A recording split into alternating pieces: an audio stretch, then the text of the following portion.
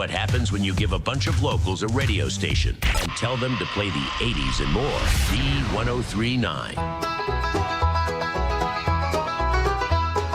Morning sun lights the day, Pat and Brian on the way. Stories of a small town life. Sports and joy cut like a knife. Hot stove leading for chat. High school dreams and college stats. Wednesday morning tales unfold. Memories and news retold.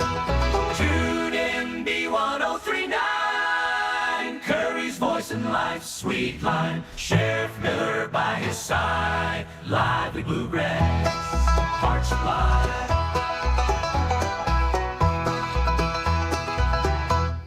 Brought to you by Big Rapids Tire and also by Zotz right here in Big Rapids. Good morning, Zotz Bar and Grill. Bar and Bobby, Grill, good morning. We have a great guest this morning. But before I get into that, Bobby, I want to talk about driving skills.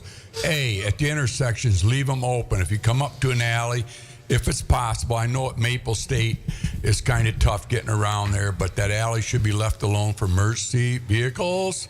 Police might have to get in there, but if everybody's plugging up the intersections, folks, we can't get in there to save somebody's life sometimes. The other thing, a good friend of mine was coming home from work on River Road out of Mount Pleasant, right around Wind Road area, that intersection, and this guy was going quite slow, so he decided to pass him.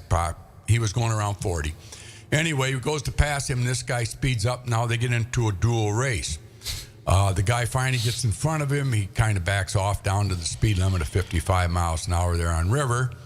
And this guy decides to pass him now. So he goes around. No, he doesn't go around. He gets up alongside of him and drove him into the ditch. Now, him and his son were coming home from work. They could have been killed in a rollover accident. He's lucky it wasn't another half mile down the road where the ditches are real deep.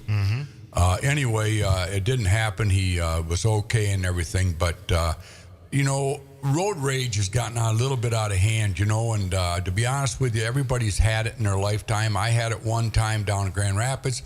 I was behind somebody that was going pretty slow, and I thought, wow, come on. I had this big truck, my dad's big wrecker at the time, and I had a truck behind me.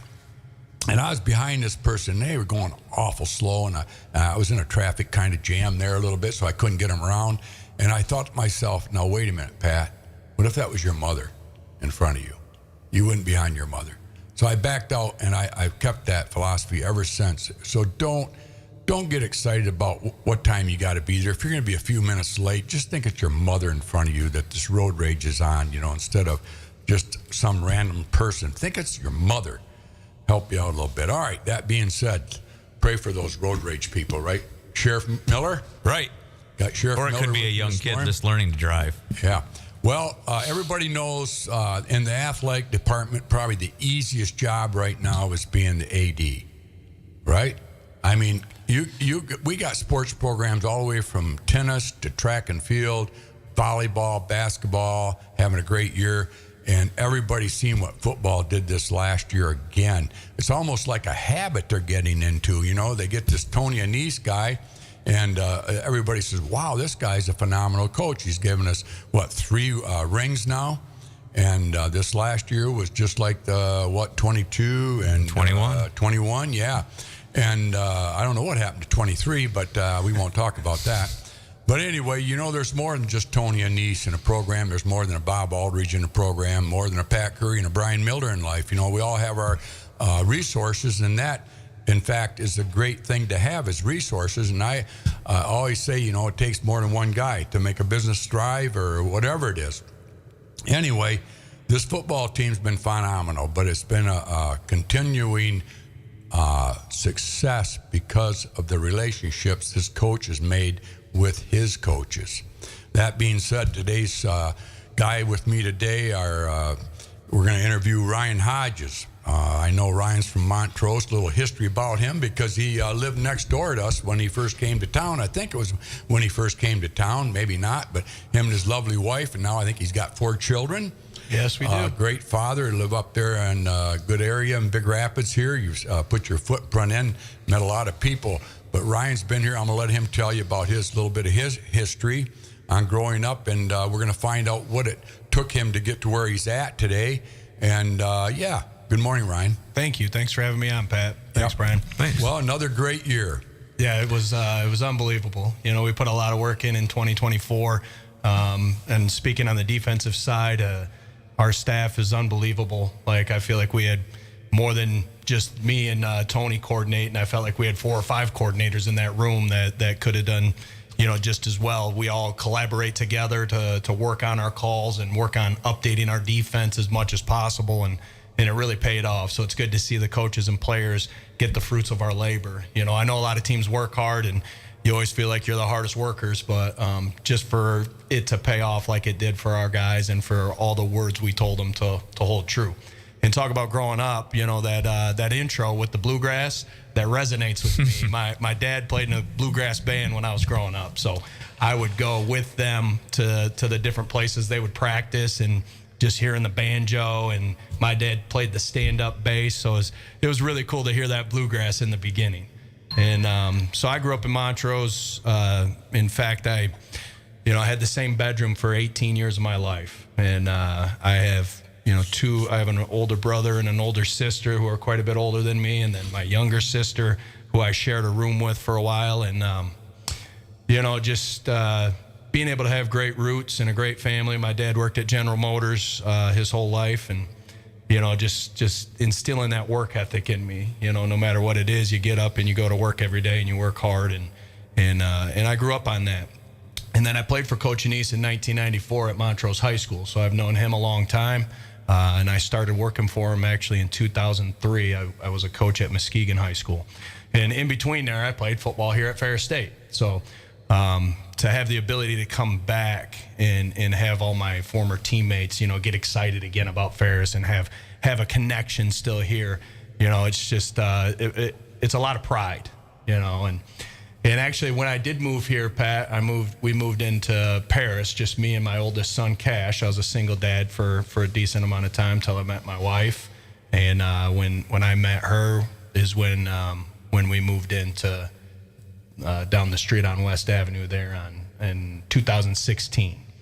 And so, and then we moved a little bit closer, I think right around 2020, right when the pandemic hit. We moved closer, and we live in town right there in Ridgeview in a nice little neighborhood. So, and now we got 4 boys. So it's life doesn't slow down no matter if I'm at home or at work. I've got probably about 140 children that I take care of at work. Grown children, but I help them a lot in every aspect that you can imagine, because it's more than just football at Ferris State. It's about trying to help these young men grow, help these young men become contributive members of society. And, we all make mistakes, and just trying to help them get through some of those mistakes and grow up and get older and earn a degree and win games and be competitive, all throughout their college careers here. And so it's been fun. It's been a blast. I think Coach Anise does it the right way. And so that's why I'm a committed and loyal guy to Ferris State and to him. Well, we're going to start back a little bit further. Obviously, you answered a lot of our questions there about your dad. How about Mom? Mom was a homemaker? Yep. Yeah. And that was a big influence in our lives as well. Mom being able to be home and be steady for us. I mean, my mom came to every game I played. It didn't matter if it was football, baseball, basketball, and I was no good at basketball. And But you played. But I played, Yeah. And I power lifted, and my mom was always there. Back then, I don't know if they do it now, but every baseball game was a doubleheader. Yep. And so those were long days, and my mom was right there. She had a lunch pack for me in between games, and it was great, just to have that always knowing that she was there. And that's what my wife does now, and she's actually going back to school to try to she's going into early childhood education to be able to be in the school with the boys. Awesome. And to be able to work while they're in school, and so I'm proud of her. She's been working hard, and it's not easy going back to school when you're going to class with 18, 19-year-olds and you're a little bit older, but she's doing a great job. She's kicking butt, and she's the rock of our family. About Montrose, your senior year, how many years did Tony coach over there? I know he told us earlier. I think he coached there about 8 years, and his last season there was 94. That was my sophomore season. Okay. And so I was the only sophomore brought on varsity that year, and we had a really, really good team. We probably would have won a state championship. We ran into Orchard Lake St. Mary in the semis, and they were really good. We lost to them 13-7. So, Coach always kind of blames me because I gave up a touchdown in that game. But, our offense only scored 7 points. So, if you're listening, Coach, I mean. But you guys are over it, right? Yeah. Never over the losses. No. Never. No. What made you think you wanted to become a coach? What time of life was that? So, when I got to Ferris, Pierce, right? when I got to Ferris, I was going to be an electrical engineer. I was really good at math and science, and not so good at reading and English. And when I came on my orientation is when I realized I don't really want to do that. So I was undecided for a semester, and they took a class that kind of helped you figure out what you want to do. And that led me to pharmacy. And so I was in pre-pharmacy for a year and a half. Smart. And then, I didn't mind the sciences, biology not so much, but chemistry I enjoyed, physics I really enjoyed. The more math you get involved, the better I am at it, And we started at Ferris a week after high school started that year, going into my 3rd year. And so I went up to the high school and kind of helped out a little bit at their practices. I'm like, man, I think I want to be a coach. And the coaches always told me up at Ferris that I was like a coach on the field because I understood stuff really fast when it came to it. So it just kind of tied in. And then when I decided that I want to be a coach, that's what led me into education. So then I ended up switching my major again. And I was always good at math, so math education made the most sense. Got a math education degree, bachelor's, with a phys ed minor in education. And once Coach Anise found that out, he said, why don't you come work for me first? So I did my student teaching at Muskegon High School for Coach Anise. Half the day I was in the math classroom with Kim Beatty, and the other half I was in the weight room and in the gym with Tony Anise. And I got to be an assistant coach. I coached the quarterbacks that year in 2003, and then got lucky enough to get a job at Muskegon High School. Arlen Zach hired me, and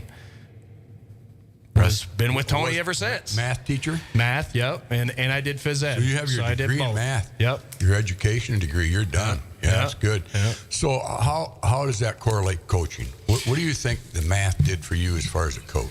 Well, as a player, it's weird, but like I feel like angles and stuff, understanding angles, like I'm really big on, making sure that where your angle is and how you can get somewhere defensively and just aligning in formations and knowing who's got what gap and all that stuff. But at the end of the day, a player's a player, whether you understand math or not. If you're a football player, you're a football player. And so, but for me personally, in this job, in this role that I have now, because I do so much when it comes to helping guys with eligibility, helping them with financial aid, helping them with anything and everything that involves being a college student athlete, I'm more of a problem solver. And to me, that's what math is solving problems. Right. And even my friends will send me problems to solve, whether it's math or different things. And I have this weird thing in my brain where I have to solve them, And that come from mom or dad? It's a good question. I always thought it came from dad, but from my understanding, I think it was mom. Okay. Being a single dad, how old were you when you were a single dad? Oh, let's see. When Cash was born, he was born in 2010, right after my birthday, so I was 31. And by the time he was 9 months old, I was a single dad the first time. And then by the time he turned 2, it was when it was like full on being a single dad. So 33 years old. So where were you at? What part of life? Where were you working? Just leaving Grand Rapids to move up here. Muskegon, you mean? No. We went from Muskegon. The last year at Muskegon was 2008. GRCC. Oh, okay. And then we were at GRCC. You followed him into his junior college at Grand Rapids? Yeah, and I taught math there. Oh, okay. And coached there. And how was that down there with a single dad with a little guy? Well, down there I wasn't. Down there is where I became a father. Oh, I see. Okay. Yeah, so I became a father there, and by the time we made it here, at the very beginning of this job is when I became a single dad. So who took care of the little guy when you were a single dad when you had to go to work? So I was very fortunate. Fern Backus in town here, she's awesome. Sweet. Nice lady. Oh man, she's awesome. I was so fortunate to be able to have her as my daycare person, and she took great care of Cash. She helped potty train him, for crying out loud. Yeah. And you know, without her, I don't know if I could have done it. You know, back then her hours were crazy. You know, and her kids convinced her, like, you can't keep doing this, Mom. You gotta slow it down. But she was a savior for me. But your life was football, obviously. But you had a little boy there. That might have been a little scary at one time or another. Or were you always pretty confident you would be successful? I just never even stopped to think about it. Yeah, because he was your whole life. Yeah. It's pretty hard. A lot of people don't understand that. But no, in the summer I would have to like take a look at the calendar, and on weekends where we'd be on the road, I would, you know, I'd talk to my parents, I'd talk to my sister. My sister was she was a great female influence in Cash's life when he was young. And I talked to actually his mom's sister. She did a great job helping out as well.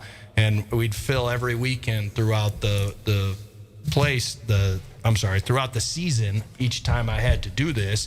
And it would be like, okay, Mom and Dad can take him these 2 weekends.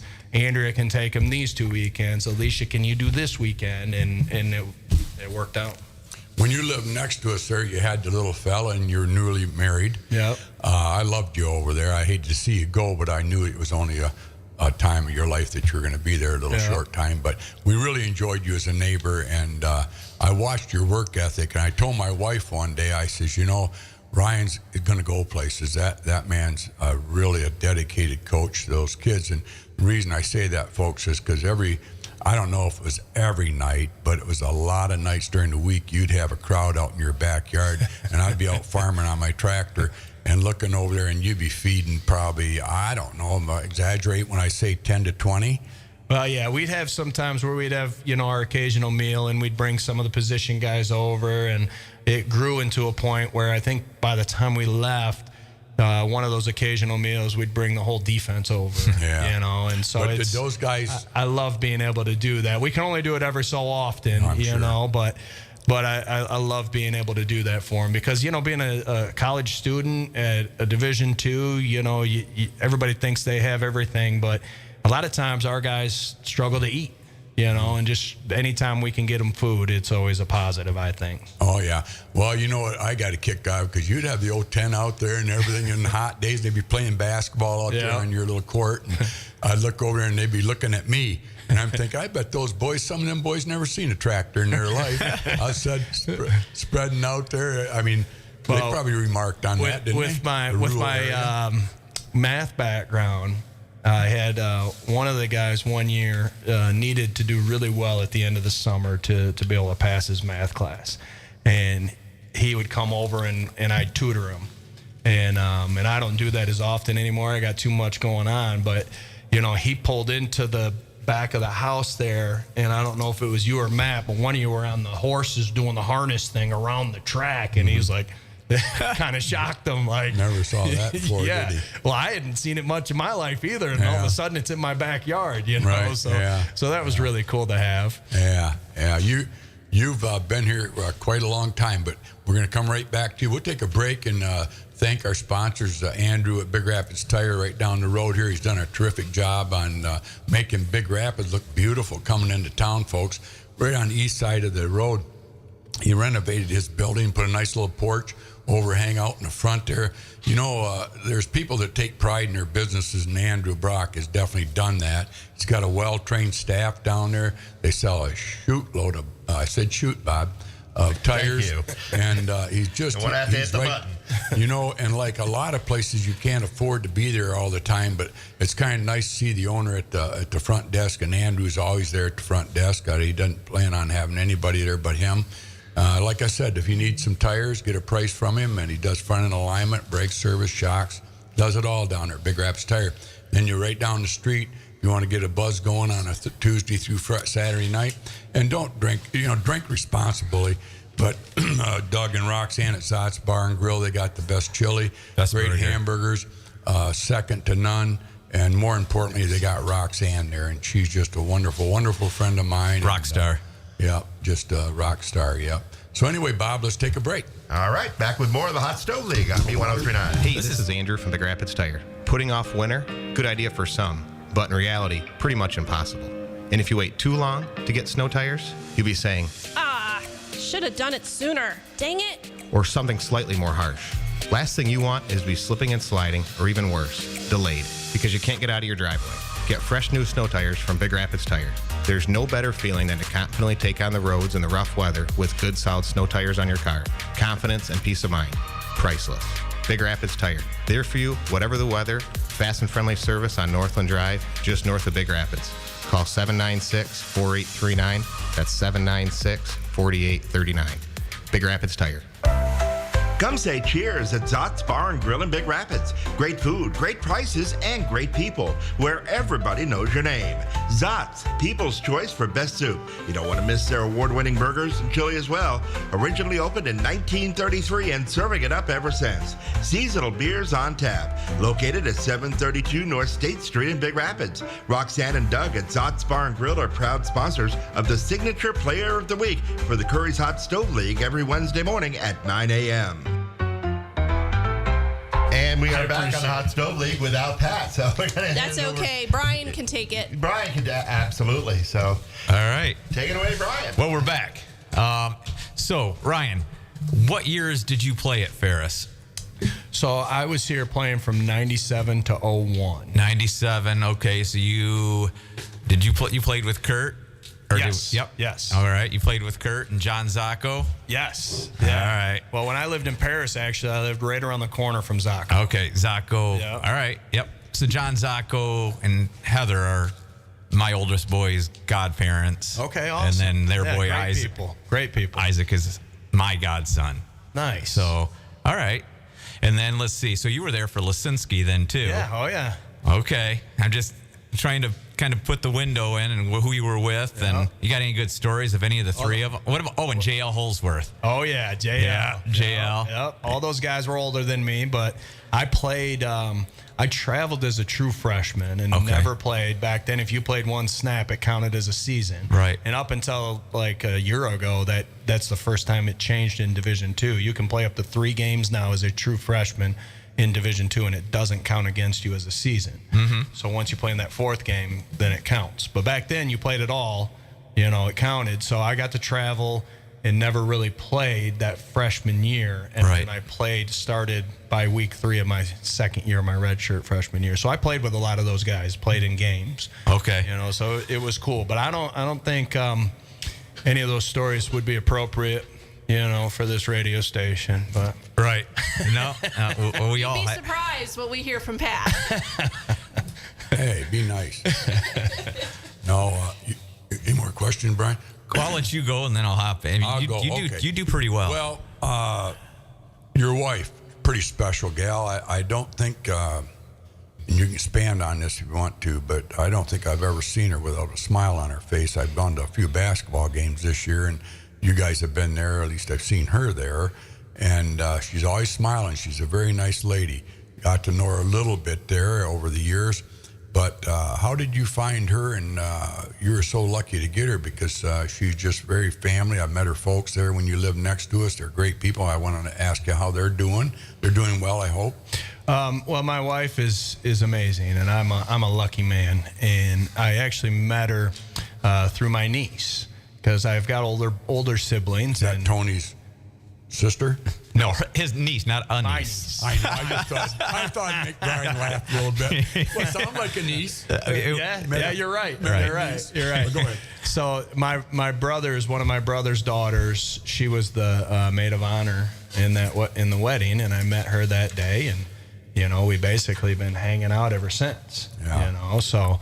And my father-in-law Randy, he's an awesome guy. He helps take care of the kids. And Oh, yeah. unfortunately, my mother-in-law passed the day we won our first national championship. Oh, sorry, I didn't know that. Yeah. So So it's been tough. It's been a few years now, but she was an amazing woman as well, and I see where my wife got, all of her qualities. But my wife is the rock of our family, and she sets the standard.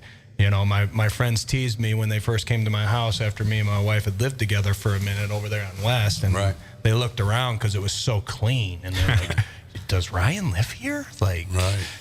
So now I just try to do a good job of keeping up and supporting her, and it's tough wrangling 4 kids, specifically 4 boys. I know. 4 boys. 3 young, crazy ones. And she does an awesome job because it's not easy taking them around places, as you can imagine. You guys have kids, and she does a good job of, no matter what, the boys get experiences. So if there's a basketball game, she tries to bring them. If there's a hockey game, she wants to bring them. And they feel like they own the sports complex, so they feel like it's a second home to them. So they run around like they know the place, because they do.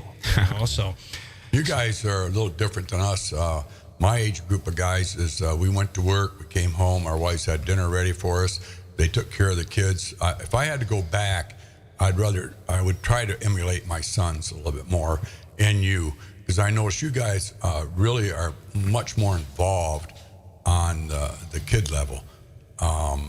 Let's expand on that a little bit. What happened there? I mean, your mom and dad raised you with security. I mean, you were secure, and you had no insecurities, I'm sure, because I can tell by the way you, the way you act. Anyway, you help your wife a lot then, because you got a busy schedule, or is your wife a full-time mother?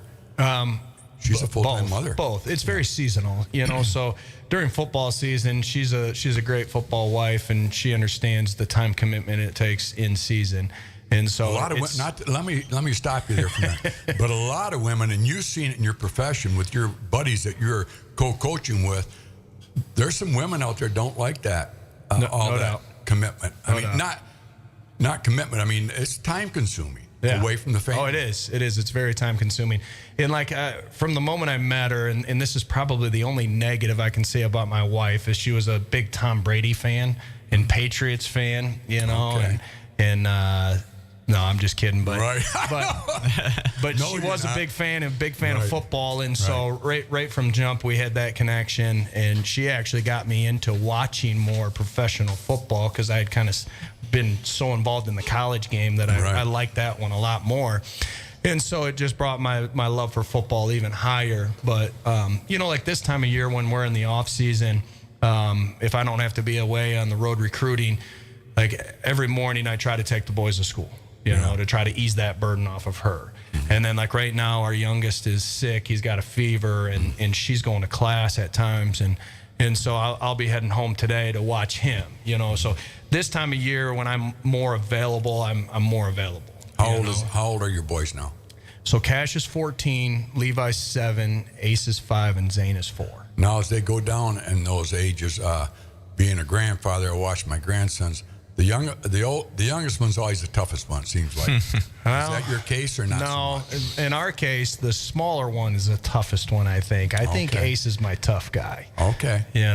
But they all, it's awesome seeing their different personalities. Right. And Levi's the athlete, the 7-year-old, so he's the most athletic one, and Cash is the smartest one. He gets straight A's. If he's got anything below a 98%, it's a shock, and so I look forward to seeing what's in store for him in the future. And it's a balancing act. It's not easy to do this parenting gig, but it's just trying to be the best for all of them as much as possible, including my wife.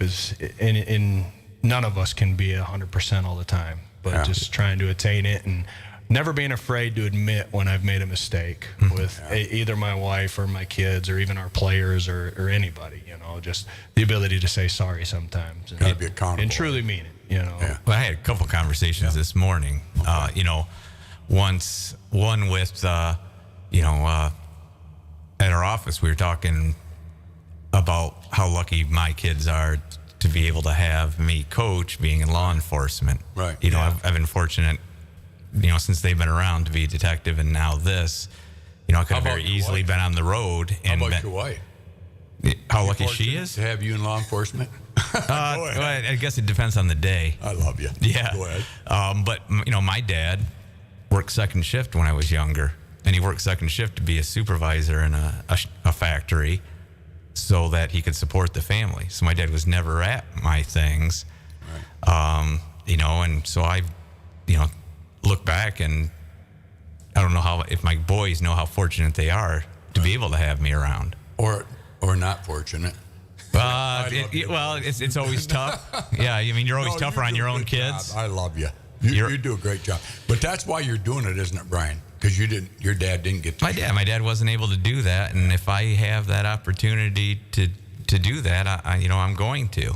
That's like Ryan here you sacrifice, but you're doing what you love. And you have to have a partner that understands that. To be successful, you got to put a lot of hours in. It doesn't matter if you're running the gas station or if you're a sheriff. 24/7 it is, because you're always going to have somebody calling you or they're calling in sick or whatever. You hope your little guy gets better. Obviously, we all pray for that. But you got a great wife. You got 4 wonderful children. Do you ever pinch yourself and say, God, why me? Do you ever go to church and say, thank you, good Lord, for everything you've given me? I can't believe how lucky I am and how fortunate I am to be where I'm at, and thankfully, Coach Anise, recognized that I was a single dad early on and told me, like, hey, just learn everything there is at Ferris State, do your best here, because, he didn't send me on the road in the beginning when I was a single dad, and he's always been very family oriented. I'm home 99.9% of the time for dinner every night, and not every college coach gets to do that. But like you said, I am always on call, and I wouldn't want it any other way, because I'm trying to help these young men, so there's times where I got to step away at night and say, hey, I got to make a phone call, or I got to take this call, and whether it's an advisor on campus or a player or a parent or a recruit or whatever it might be, we're always on call. So that's why sometimes I take vacations where I got no cell service, so at least get a little bit of a break with some of my buddies. When do you take your vacations? In July. Okay.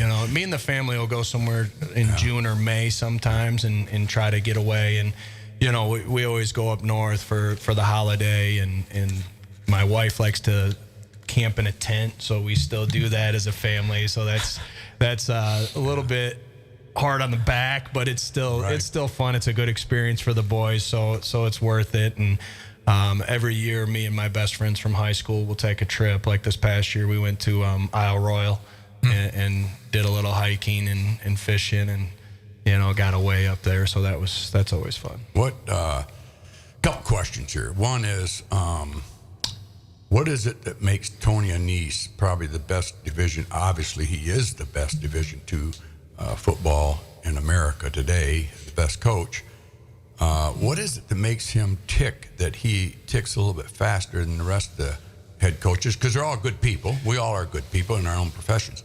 And then what have you learned from him, being with him as long as you've been? Because obviously you have the talent, and you could be a head coach someplace, but I'm not asking you if you've been sought after or nothing like that. But what is it that you've learned from him, and what makes him so great? Well, one thing, he is extremely competitive, and he hates to lose. And they all do. Yeah, no doubt. But I don't know, like, it could be, you could be thumb wrestling him and he would be competitive. Mm-hmm. He brags about, a few years ago when he benched 135 so many times because he had been working out. I hadn't been working out at all, and he forced me into a competition just so he could beat me, and now he won't do it again. Well, remember when we had Bronkham on, and Bronkham talked about beating him in pickleball. Yeah, pickleball. And I think Bronkham was very clear that he wanted that out there. Yeah. Well, and he's very competitive in everything he does, and he demands our guys to compete, and to work hard and just be at our best all the time. And he's got a good pulse of the team a majority of the time, where he sometimes I ask him, how do you know what to say and when to say it? Right. I've learned a lot from him. I've learned a lot about, they're not just football players, they're human beings, and building relationships, I think, is extremely important. And I think that's part of what's unique about us is, in a lot of places you go, in a lot of places in college football, it is more business-like. And there is a business side to it. I mean, you have to be upfront and honest to kids. You got to let them know if they're not where they need to be able to play. But you also need to try to motivate them in every aspect. And that's why I try to give as much as I can, because I feel like if I give you great effort to help you in your life, you're going to give us great effort, whether it's trying to be a better student, trying to be a better, stronger student athlete, trying to be a better football player. You know, if they see me grinding and working hard, they're going to do the same.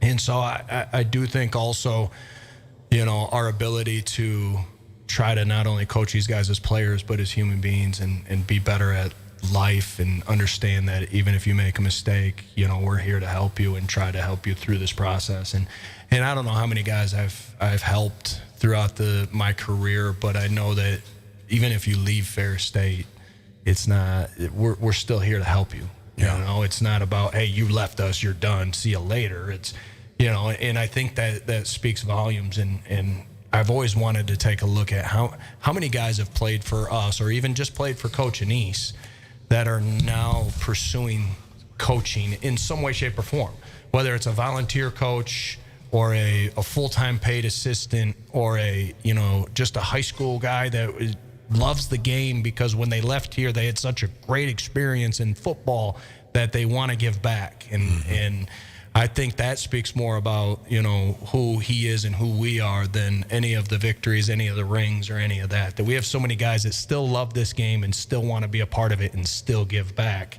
And guys that come back all the time, you know. Yeah. It's great. You know, the other day we had a recruiting visit and Liam Daly showed up. And it was just great to see him. You know, what are you doing? You know, just come to hang out. Just wanted to see us. You know, Jeff Pierce was like that too with his players. They all loved Jeff that way. I remember he's, for folks out there that didn't know Jeff Pierce, he was the coach before Coach Anise came on board with Ferris State. And he also had some successful years too. And we do miss him in Big Rapids. He really got involved with us. But talking about Tony, you know, I always ask them players. I love the players. You know, he has recruited some of the nicest people. I mean, young Americans. They are. And I always ask, individually, I ask these guys, and I say, what in one word would you say is the reason he's successful? And I would say almost every one of them says one word, and that's care. He cares about you. He says he makes you feel like your family, and he cares about what happens to you. That's the tearjerker in itself. Yeah. Now, Sam Parker was supposed to be with us today, along with Ryan Hodges here, defensive coordinator with Ferris State Bulldogs, but he can't be, and he isn't here. You know why, Bob? He got a new job. It's I believe Mississippi Valley State, down by Greenville, Mississippi. We wish him well. He's taken on a pretty good high task of a job down there, but he's getting what he's always wanted to be. He's an offensive coordinator with this team. With Jerry Rice happened to go there, and so Jerry's a big promoter and wants to see that football program to be successful. Probably should have took Tony with him. But anyway, we don't want to get rid of that guy. But he's going to need a Tony on these to turn it around. They haven't had the best years down there, but we wish him well.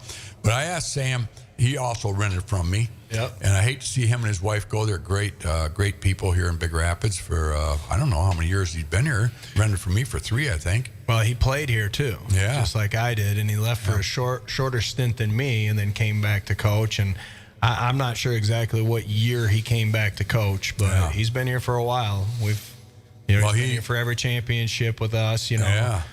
Because Jimmy, one of our assistants, rented from you right before him. Mm-hmm. Yeah, right. Yeah. He went up in Wisconsin or someplace, didn't he? Minnesota or something? Yeah, Minnesota, and now he's in Illinois, maybe. Okay, how's he doing? He's doing good. You talked to him much? Good. Nice here and there. He was here for one of our playoff games this year. Boy, you know, it's bittersweet though, because you know you're at you have a great job. I mean, you're with a great coach, and you are a good coach or great coach too, and your defense. And I want to talk about Slippery Rock. We might have to go past 10. But anyway, Sam. You're talking about the second half of Slippery Rock, or no, first half. Oh. But I just want to say this about Sam. So I said to him, I said, well, you know, Sam, I talked to a lot of the football players that come in the station. I always evaluate the coaching staff. I want to know what's so great about Ryan Hodges. I always want to know what makes you stay here with Tony. Ryan, he does the same thing about me, so don't worry about it. Yeah, I do, don't I? But and you too are a great coach. You're doing a great job. But we'll interview you some other day. I said to him, I says, you're an integral part of of that program up there. And the reason I say that, Sam, is because your players talked highly of you. And like Anise and Ryan, that's why I kind of like to have you on the radio. And unfortunately, I'm down here in Mississippi. I had to leave Sunday morning. I was going by his house Sunday morning, plowing St. Mary's out with my tractor. At 5:45, he's getting in his car and thinking, my God, he's going to work this early? But he was heading to 13-hour drive that day. Wish him well. So I said to him, well, they're going to miss you. And he goes, Pat, I got to tell you. Because I said to him, I kind of feel sorry for Tony. He's built this national championship, and it took this puzzle to make it happen. And you're part of the puzzle. Might not be the big piece in the puzzle, but you're part of the puzzle. And I said, but over the years, he's lost some great coaches. Davenport coach there. He went there. Northwood, Tech coach, blah, blah, blah. How's he do it? And he said, well, I'll tell you what, Pat. He says, every time Tony Anise loses a coach, he fills the spot with somebody better than the last one. I said, really? He goes, yep. He said, I don't know what it is, but he'll find somebody better than me. I said, what a compliment. No doubt. So that's a good judge of character on Tony there, Yeah. eh? But anyway, so I wish Tony and you guys well on that one, but Sam's gone, and we sure appreciate the time he spent here, but what a compliment to Tony. Anyway, getting back to you, Slippery Rock. We're going to go into the games a little bit. First of all, I said to Bill Shively. Second half was great. Well, Willie comes in every morning for coffee, and Willie is your biggest supporter at Ferris football. I don't think there's anybody dedicated more than Willie Shively. Oh, yeah. So I said to Willie, I call him Willie, his name's Bill. I said, Willie, Grand Valley's coming up Saturday. You're playing down there. What's going to happen? He looks at me, he goes, we can beat them. I said, really? I'm hoping we can. But right. he follows up, I said, really, you're that confident? Oh, yeah. He says, we play our game. We'll beat them. We'll beat them good. I said, really? Really, really? Well, the rest is Willie. Yeah. So they won. So now you go into your tournament, and you beat Harding first, right? Nope. No? Central Oklahoma. Okay, Yeah. thank you. Yeah. Well, let's go through those games. So that one was like what? So we had a bye. We got the 1 seed, so we got the bye, and that was great for us because, the end of the season was a grind, finishing with Saginaw and Davenport. Those were both really good teams. And so we get to the end. We have the bye. We're waiting for UCO, they call them, University of Central Oklahoma. Their head coach used to be the head coach at Northwest Missouri State when they were winning all those championships, Adam Dorrell. So he's brought the program back to making the playoffs. They won the MIAA, so they were the champions of that conference. And their only loss was to Pitt State, who had beat us. And they had the number 1 passing offense in the country coming into that game. And now, the guy I co-coordinate with, Tony Anise is his name. It's Tony's nephew. He's a great football mind, and he does a great job, seeing some of the things. They had a really good receiver. They had 2 quarterbacks. Both of them were pretty decent. They had a solid running back, and they could throw the ball all over the yard. And so, but their defense was a little bit suspect. And so we went into that game, though. We don't want to rely on our offense to do anything. So we want to shut everybody down every single time. We don't want to give anything up. And so we went into that game, though, knowing like we can keep them under control enough for our offense to win, but to hold them to 17 points, and basically we shut them out in the second half. And I think we created 4 takeaways that day. And it was a little bit colder. I don't know if that affected them at all, but it doesn't really affect our guys that much. And it was great to see us play at that level, against a top caliber offense, to hold them to 17. So we went into the Harding week very confident. But Harding's the defending champs. Mm-hmm. And we just faced a team that loves to throw the ball a lot. Mm-hmm. And now you face Harding, who doesn't throw it at all. And they're running, triple option, like old school triple option, and we're familiar with them. We played them in 17 and lost, and we played them in 18 and won. But it's a whole different animal. You got to change everything you do to defend a team like that. And going into that game, we knew that this was, to win this Region 3 is a tough region. And the past national champions, the past 4 at least, have come from that region. Us 3 times and Harding once. So we knew this was a big game, and it was going to test us a lot. And, collectively we came up with a great game plan, and we had some of the best practices we've ever had. Our scout team was unbelievable that week, and our players bought in, and we moved some pieces around and made some adjustments, and that was the week I wasn't home for dinner because we knew that one was a big deal and it was going to take a lot, and our guys came out and executed so great. And so then we went from stopping the number one passing team in the country to the number one rushing team in the country.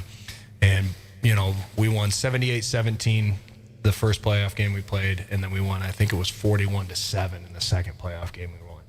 And so we were pretty dominant. We go into Slippery Rock, and they've been kind of like a little bit of Cardiac Kings, where they've taken some games down to the wire. They won one of their playoff games by coming back and then going for two in the first overtime to win it instead of kicking the extra point to tie it and going to a second overtime.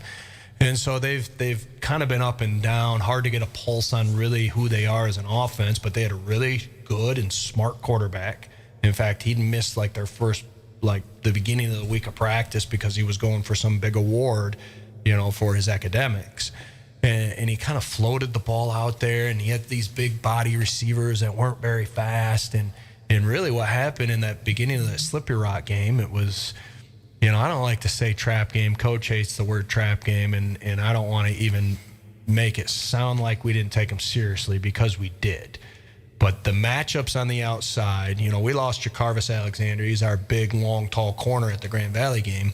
And number 2 had a field day in the first half. And it took our corners a little bit to get used to that style of play. And really, we did not play our best. Offensively, we turned the ball over in the first half. Defensively, we blew some coverages in the first half and really gave them some freebies. I can handle a kid that goes up and makes a play, and you're right there. That's football. The guys make plays. Yeah. But what I can't handle is us blowing assignments and giving them freebies. And we had a combination of all of that in the first half. Right. I mean, you talk about blowing a coverage, big play, touchdown. Blowing a coverage, big play, touchdown. Guy making a great play on us, first down. Us turning the ball over and giving them short fields.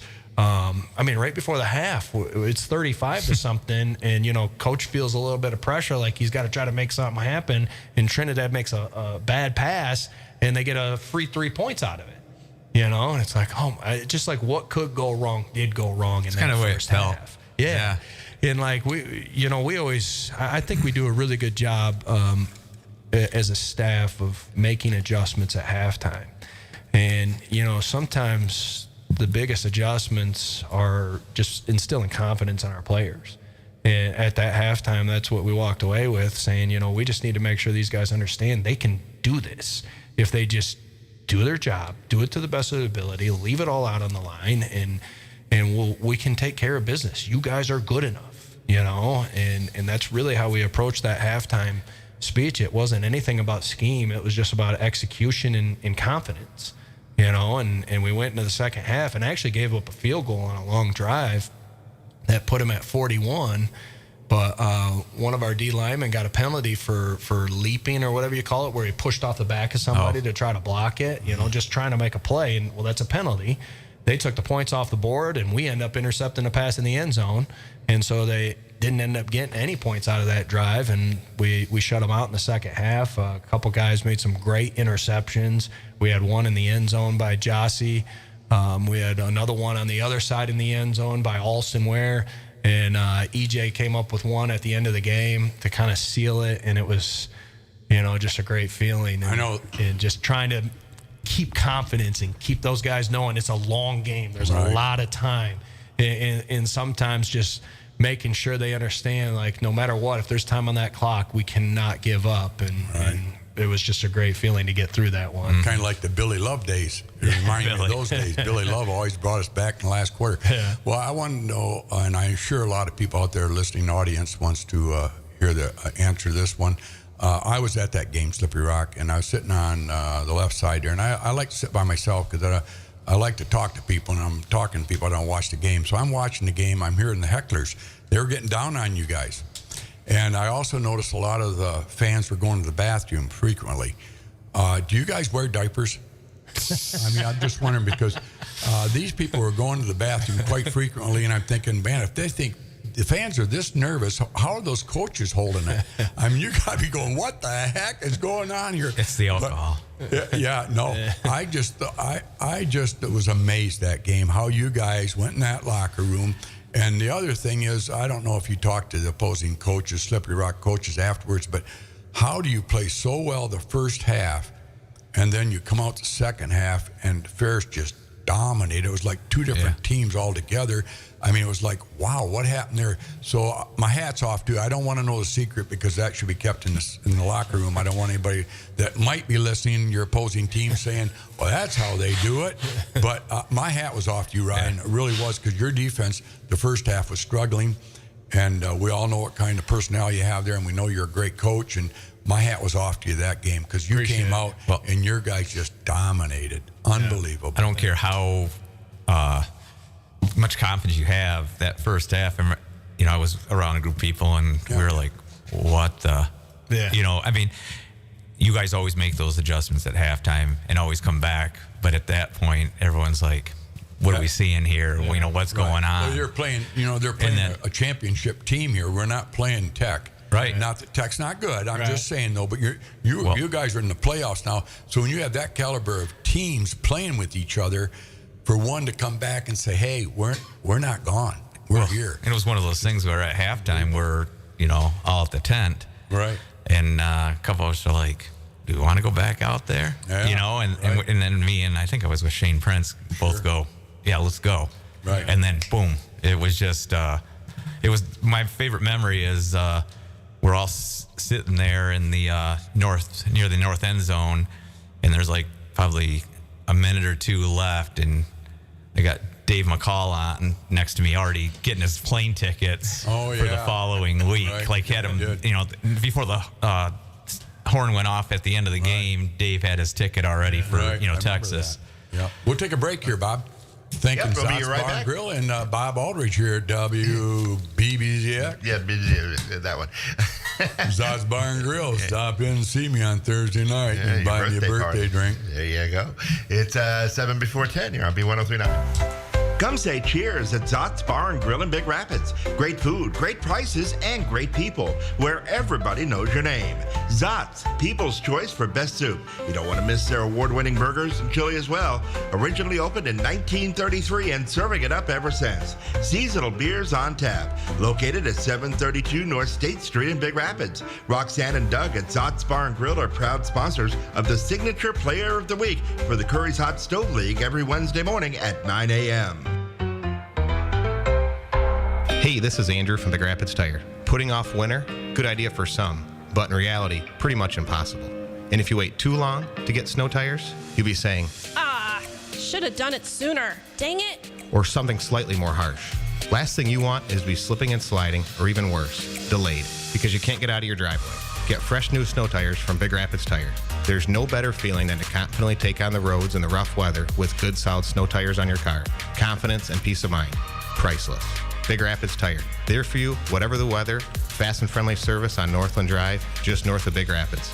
Call 796-4839. That's 796-4839. Big Rapids Tire. 4839. Keep that number. You don't need Zot's number because, you can call Zot's in for takeout order if you want to, or tell them you're coming. Because sometimes they are so full in there that you can't get a chair. Well, sometimes I get in there, I have to go to the bathroom and wait for a chair to open up. Well, there's a chair in the bathroom, but... Yep, there is. Yep. Anyway, we're with Ryan Hodges here from the championship Ferris State Bulldog football team, defensive coordinator. You talked about your co-worker there, Tony Anise, the nephew of the coach, Tony Anise. And then we were talking about Slippery Rock game. That was a good name for that team because, boy, they were slippery that first half. But that second half, you came back and all your hecklers just turned it, I'm on the wagon again. For a while there, they're getting off the way. I'm silent. I don't get really emotional at even my grandkids' games. I hear people hollering at their 8-year-olds like they're supposed to be playing like they're 18. And I'm thinking, wow, I'm glad the way I am. I never say anything, I just sit there and Sorry watch the about game. yelling at Jack. The kids, the coaches have to holler it. the kids. I think no doubt. there's one thing there's never a gimme. You never walk in, and the one I'm thinking is the Lions and the Commanders. Everybody walks in and said they're going to walk over too them. soon. Yeah. But Bob, here we are spoiled community. Here at Ferris State, Big Rapids, Michigan, little podunk town of ours has national champions. I mean, if we're not national champions, we're right in the hunt of everything. And now we go down to McKinney, Texas, and I had a family thing going on that weekend. It was a tough one, December 20th. I'll never forget it. I watched it on TV. But you guys went down there, and we were a little nervous. Because Valdosta, they're always tough in there, and they came out pretty cocky, it looked like. And I thought, wow, I just hope that we can stay with them. But you guys, I hate to say it, but you guys definitely, I hate not saying it, but yet I don't mean to be bragging here, but you dominated. I mean, did you see that coming? They had a receiver that was pretty fast that could make some plays. So, Tony wanted to double team him at times, and I'm always on board with that, taking away their best player and the best things they do. They had a quarterback who was, up for the Harlan Hill. He was a good athlete. We actually recruited him a little bit when he was coming out of high school. So they had some ability to do some stuff. Their defense was a little bit weird. An untraditional defense. I don't study the opponent's defense that much. I just heard about it a little bit. But we felt really confident going into that game. You go into that Slippery Rock game after such a high and such a tough week against Harding. I mean, our guys were physical in practice on defense. It was a tough week. But no matter what, going down to Texas, it's full go. All our guys are all in. So we had no issue of understanding that we're going to get the best out of our guys. Mm-hmm. So that gave us a lot of confidence, and it was just a matter of how we're going to execute on that day. We still made some mistakes early on. They didn't capitalize on the mistakes we made, and we made that quarterback's life a little bit rough. And isn't it around your birthday down? Yeah, that 15th. time? Yeah. And then Matt's birthday's 20th. Yeah, that's what I thought, because I remember that first championship. Yeah. It was like a birthday gift to get you down. Yeah. That was the first one was my son's birthday, and we were down there, and so he got to celebrate his now. I remember the 15th birthday down there. Nice. And 18 was the first one when they played Valdosta, and we got beat in the final section. Yeah. And we were in the hotel that night, Rex Schuberg and I and my brother Steve, and along with Perk.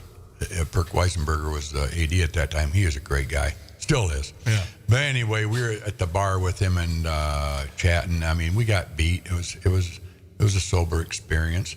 But I looked down, Tony was around with his family there at the round table.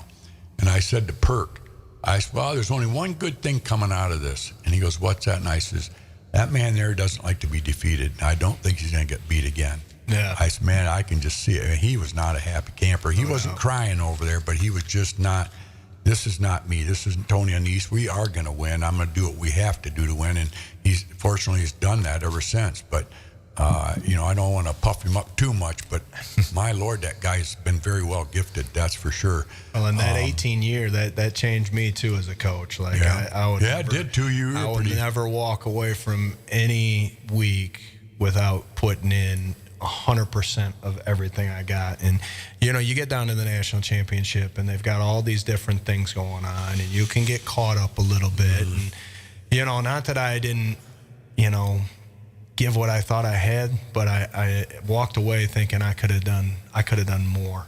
Mm-hmm. And so we've been fortunate enough that our wives get to come down on that trip, and so they love it going down to Texas. It's like a vacation for them, and I always got to remind my wife, I'm here to work. My vacation will start after the game ends on Saturday, right? And so it's all business all the time when we're down there, and it's remembering that no matter what is going on, no matter how nice all this stuff is, that we still got a game to play and we still got hours to put in. Did any other coaches call you and congratulate you from Kliak?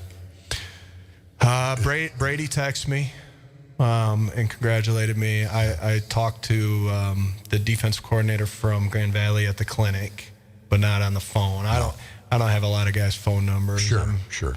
I'm probably less. But they were pretty happy for you, eh? I don't know. Okay.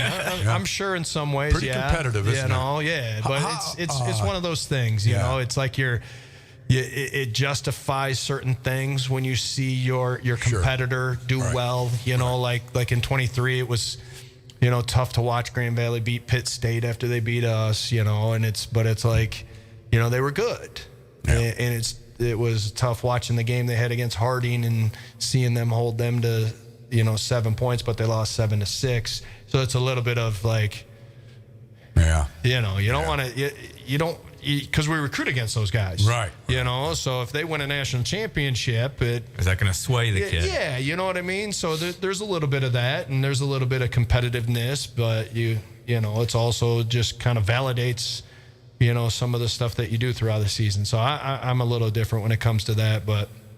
And I don't want to say anything too negative about anybody. No, right. You know? Well, you know that Grand Valley for 1 second. WBZX Big Rapids. Oh, I'm sorry. 10 o'clock. We'll get off here in a minute. No. Keep going. It's great. I think another thing I talked, blah, blah, blah.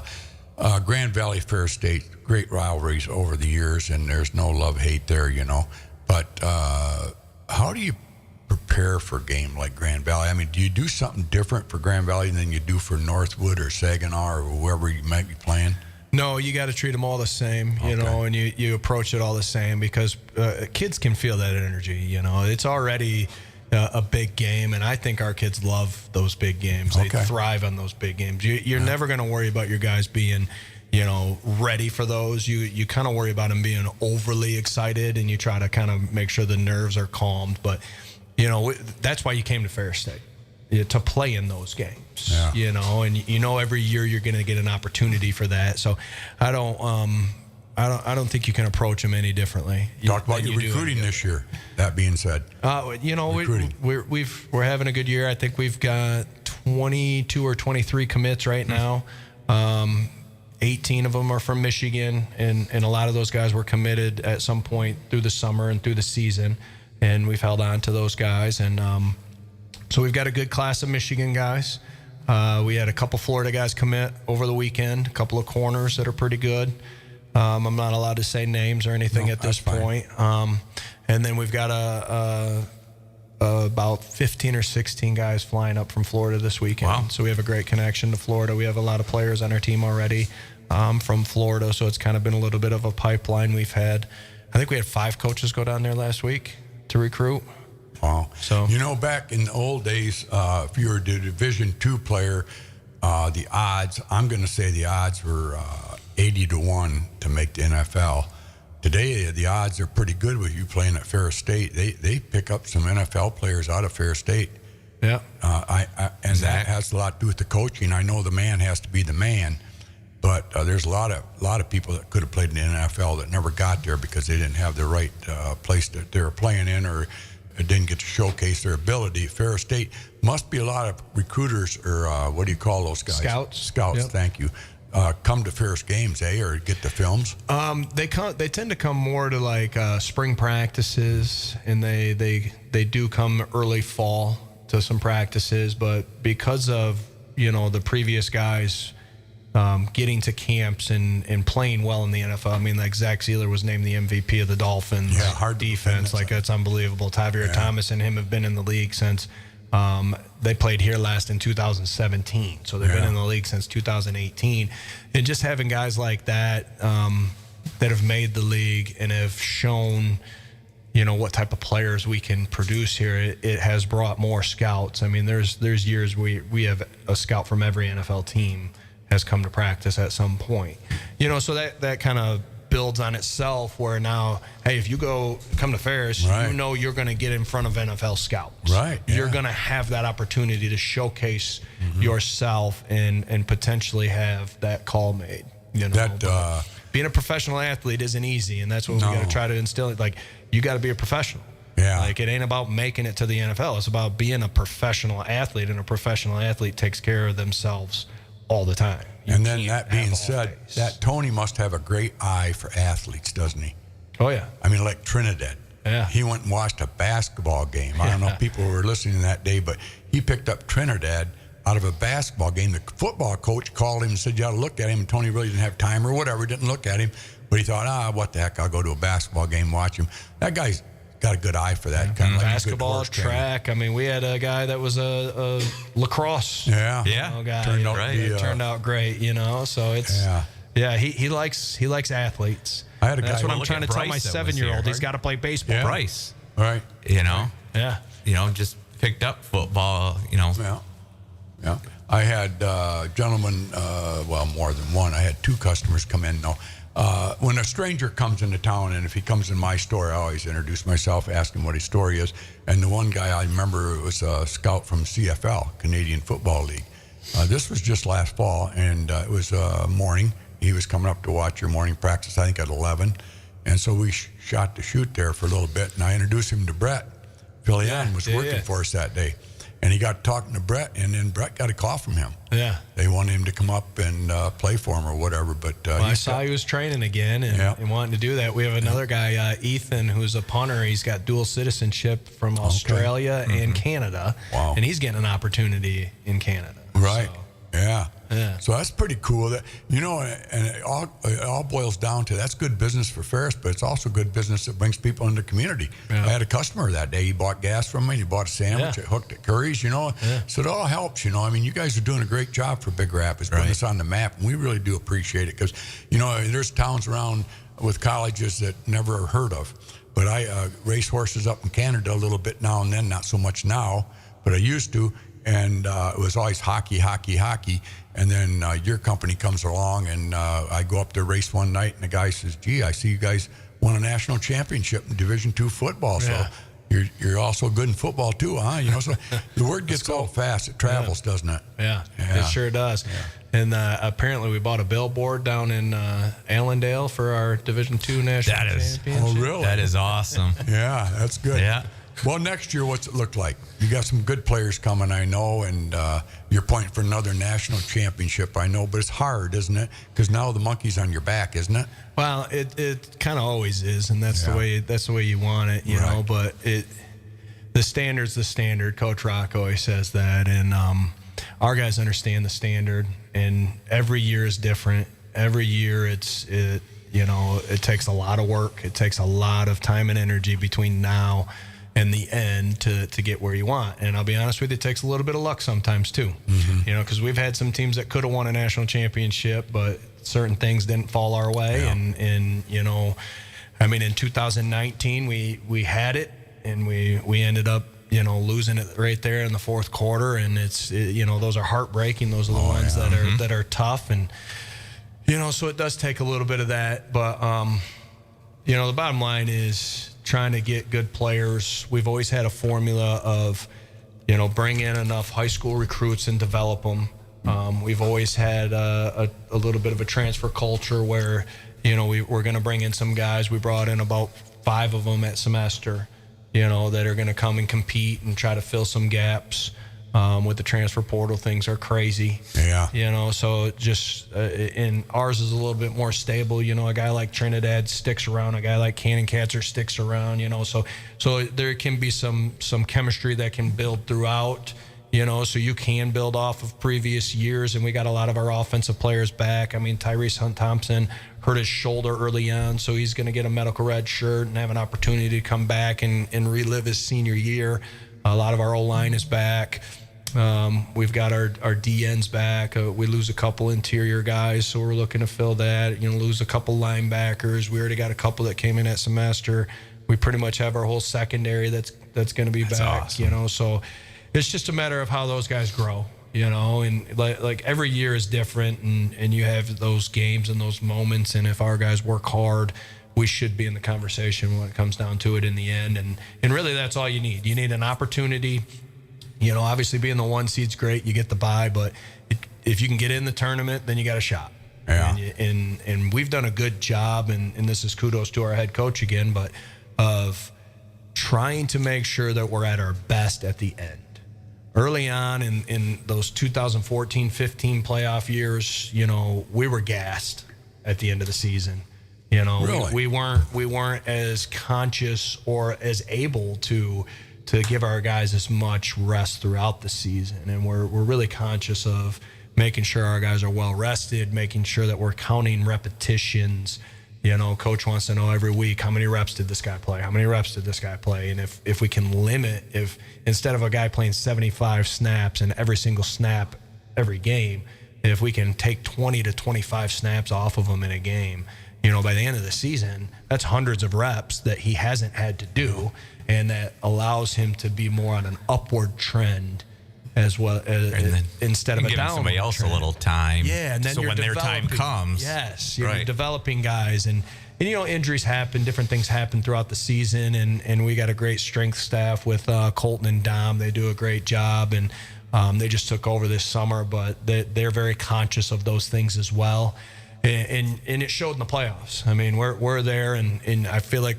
maybe some of those teams weren't at that level that we were at when it came to being on the rise with their conditioning and with the way they treated their bodies, and I just feel like that's been kind of one of the things that kind of took us over the hump as far as being able to make deep playoff runs. Yeah, your trainer's very important to your program, and he's kind of the unsung hero. I know Colton a little bit there, and his wife, great people. They're from Missouri, I think, or Mississippi, one of them too.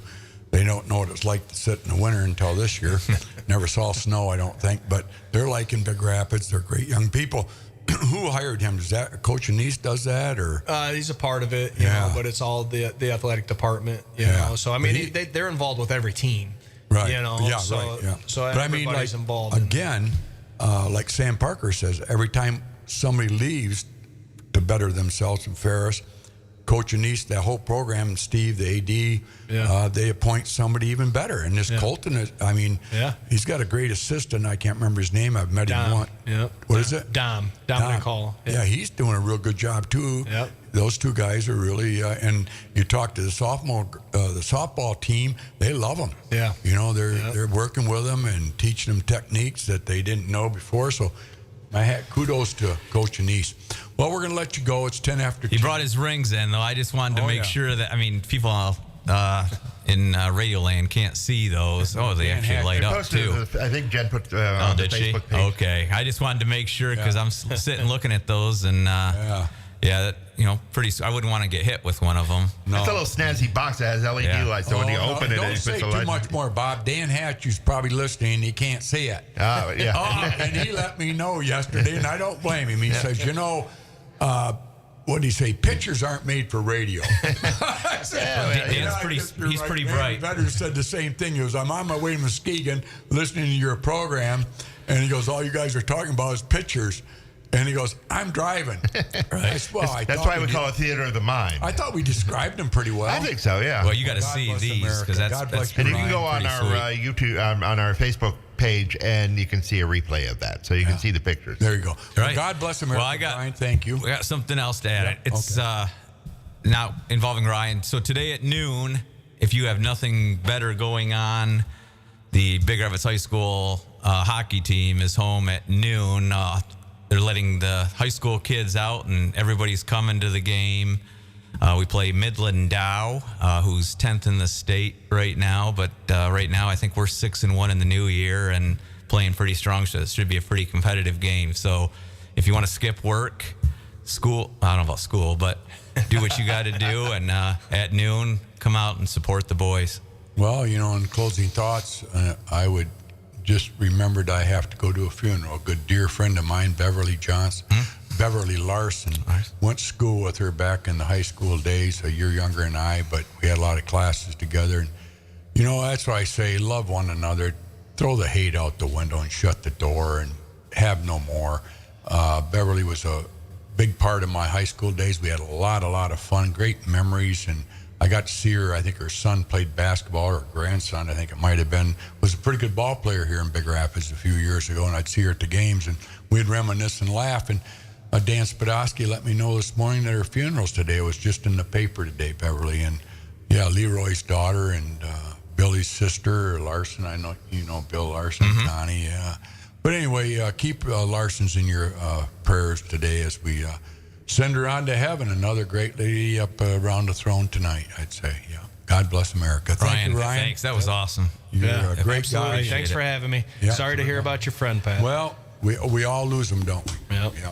It's All right. Curry's Hot Stove League brought to you with Sheriff Brian Miller. And thanks again to Ryan. And brought to you by Zott's Bar and Grill here in Yeah, Big that's great. Rapids and by Big Rapids Tire.